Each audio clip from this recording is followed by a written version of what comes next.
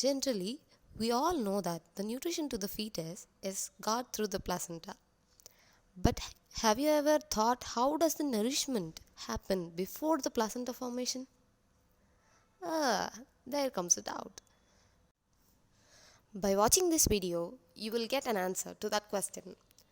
Please do watch fully without skipping for a better understanding. Hey guys, what's up? Hope all are doing well. I heartily welcome you all to Medical Concepts B. In this video, we are going to learn about nutrition of the embryo at various stages of development. Let's get started. Why do we need a transport system? Yes, that's right. It's for nutrition. Thus, the development of the transport system is essential for the nutrition and embryo development. Then, before the development? Yeah, it's by an indirect method called as diffusion.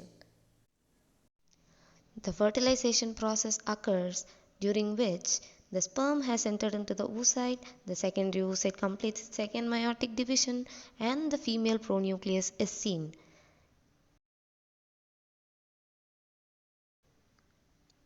Just after fertilization, the head of the sperm, which has been converted into the male pronucleus, fuses with the female pronucleus.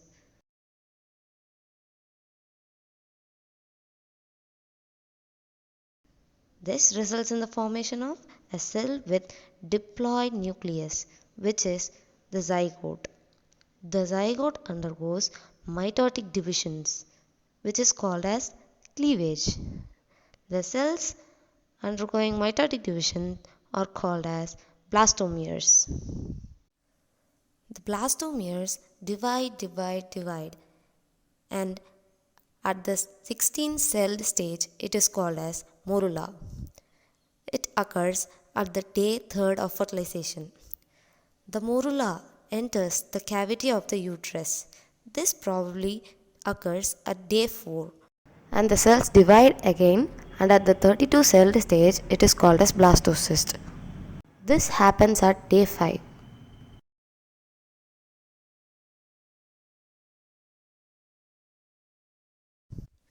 During this stage, the uterine gland secretions, called the uterine milk, enters the blastocyst. They form a cavity called as blastocele.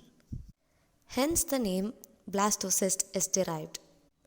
Up to the blastocyst stage, the zona pellucida is intact.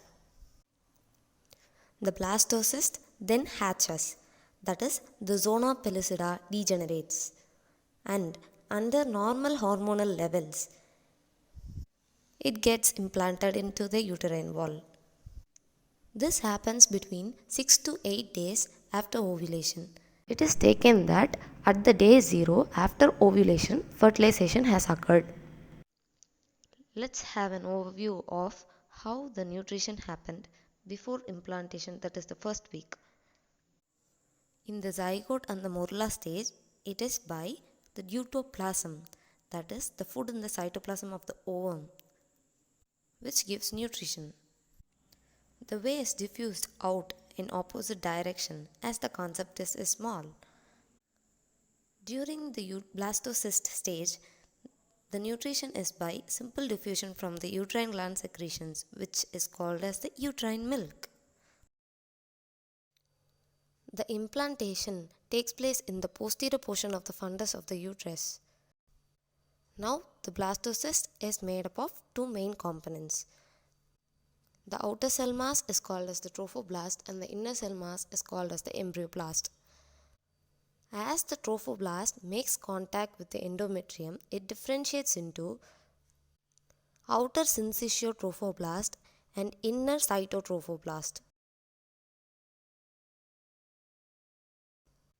All these happen during the second week of development. At this time, the blastocyst undergoes morphological changes to form the bilaminar embryonic disc, which later gives rise to germ layers. During this process of implantation, the blastocyst buries into the endometrium. which is highly vascularized right now.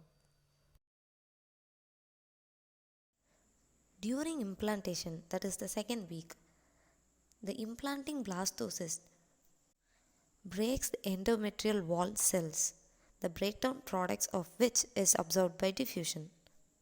Thus the nutrition is got. The blastocyst becomes completely embedded into the uterine wall. This happens at the day 9. Now the endometrium is called as decidua. The various deciduas, that is the decidua basalis, the decidua parietalis, will be discussed in another video.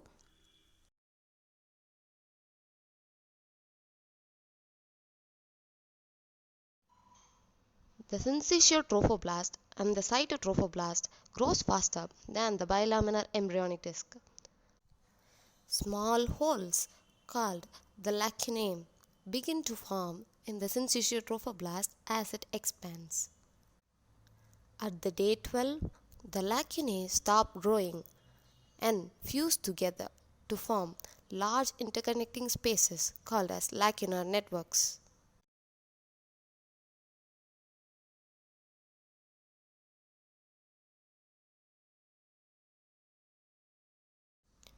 Capillaries in the endometrium surrounding the developing embryo dilates, which is called as maternal sinusoids. As the syncytial trophoblast continues to expand, enzymes erode the lining of the sinusoids and the uterine glands,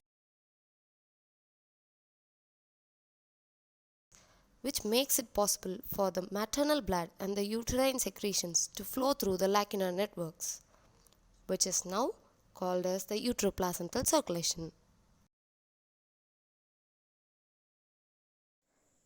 Now, after implantation, that is the third week, let's see what happens.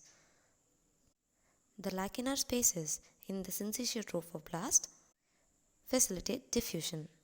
The maternal blood and the uterine secretions flow through the lacunar network, which form the uteroplacental circulation, which provides nutrition. The take-home information of this video is the nutrition for the embryo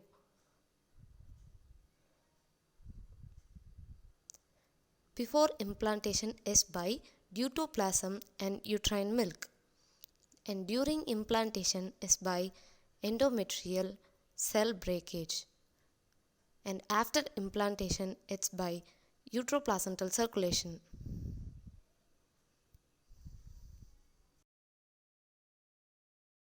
Enjoyed learning with you. Do subscribe to my channel Medical Concepts B and hit the bell icon to get notifications whenever I upload a new video. If you like this video, please do like and share my channel with your friends and medical groups.